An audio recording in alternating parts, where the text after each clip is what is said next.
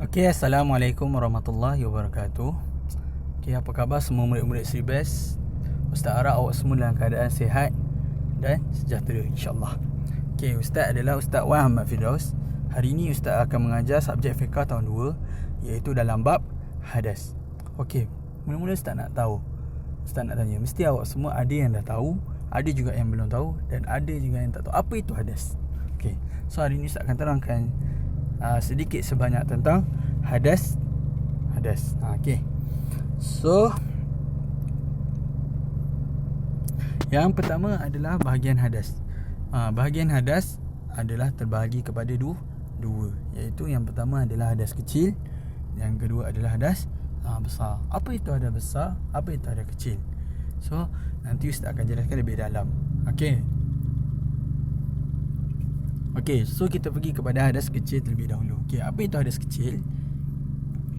Hadas kecil bermaksud hadas kecil ialah keadaan yang mewajibkan wuduk bagi seorang yang hendak melakukan ibadah. So apabila awak dalam keadaan berhadas kecil, awak nak beribadah, awak mestilah ambil wuduk. Awak mesti berwuduk supaya awak boleh melakukan ibadah.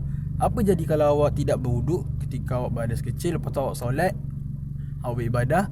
So bila awak buat beribadah tanpa wuduk, maka solat awak tidak akan sah. Maka awak buat benda yang sia-sia dan solat itu tidak diterima oleh Allah. Bukan sekadar solat saja, malah ada juga ibadah-ibadah yang lain seperti tawaf. Tawaf tu apa?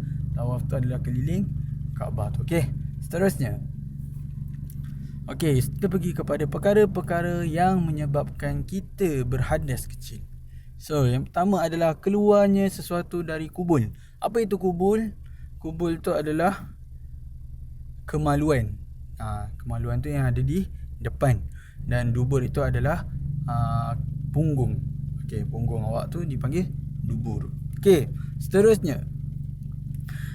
Yang pertama adalah keluarnya angin tahi. Kedua, angin tu kentut lah. Okey, yang kedua adalah tahi, wadi, air kencing. Kencing semua tahu-tahulah. Okey, seterusnya. Perkara kedua yang menyebabkan kita berhadas kecil adalah bersentuhan antara lelaki dan perempuan. So contoh bila awak sentuh orang perempuan, contoh bagi awak yang lelaki, kalau awak tersentuh orang perempuan, maka awak dikira dalam keadaan berhadas kecil. Kecuali maksudnya bila awak sentuh orang yang bukan mahram, maksudnya orang yang awak boleh kahwin dengan dia. Macam itulah bahasa mudah dia. So orang yang tidak terlibat dengan orang yang awak tidak boleh kahwin dengan dia, maka awak boleh sentuh lah.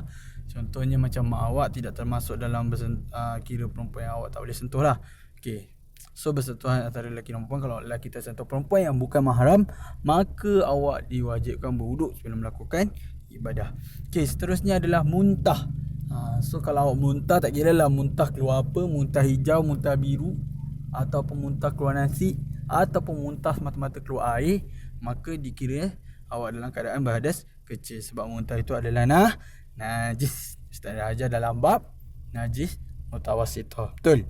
Okey, seterusnya menyentuh kemaluan. Okey, kalau awak sentuh kemaluan, yang di depan maksudnya bila awak sentuh kemaluan tu maksudnya tanpa alas. Awak sentuh direct, maka batal lah wuduk kalau awak ada wuduk. Kalau tak ada wuduk, awak dalam keadaan berhadas kecil. Okey, seterusnya hilang akal. Hilang akal adalah bila dalam keadaan mana otak awak tidak berjalan dalam kesedaran awak.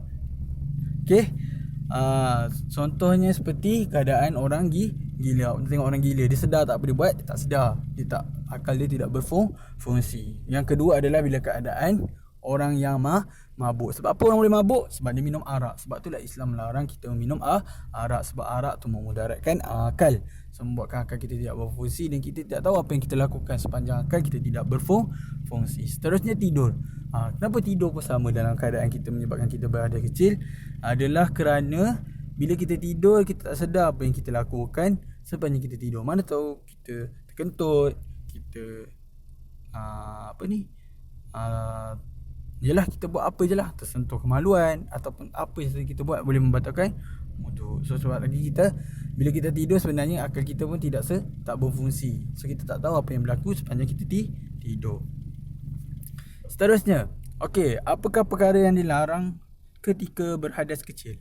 Okey, So ada 4 perkara yang jelas lah. Sebenarnya ada banyak lagi benda, tapi ni antaranya adalah, pertama sekali adalah awak tidak boleh bertawaf. Tawaf tu apa? Tadi Ustaz dah sebut. Tawaf tu adalah awak mengelilingi Kaabah. So mengelilingi Kaabah, bertawaf mestilah dalam keadaan suci daripada hadas kecil. Okey, yang kedua adalah solat. Tak kira lah solat sunat ataupun solat fardu, walaupun solat jenazah sekalipun, adalah wajib untuk kita bersih daripada hadas kecil. Okey, nak solat apa pun, solat sunat ataupun solat wajib, mesti ada bersih daripada hadas kecil. Okey, seterusnya menyentuh Al-Quran.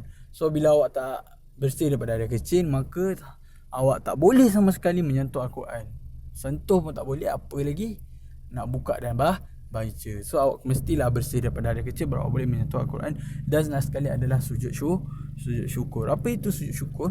Sujud syukur adalah keadaan di mana awak terlalu gembira dengan kurnia yang diberikan kepada Allah, diberikan oleh Allah kepada awak. Contohnya adalah, contoh paling senang Ustaz bagi ke awak adalah, contohnya awak dapat peperiksaan cemerlang, awak dapat semua A dalam subjek awak. So mesti awak rasa seronok dan awak bersyukur kepada Allah, betul tak? Siapa yang bagi awak kejayaan itu adalah Allah. So apa yang awak buat, bila kita bersyukur, kita diharuskan, kita disunatkan untuk bersujud syukur. Sujud tanda kita bersyukur kepada kurnia yang Allah, kurniaan yang Allah bagi kepada kita.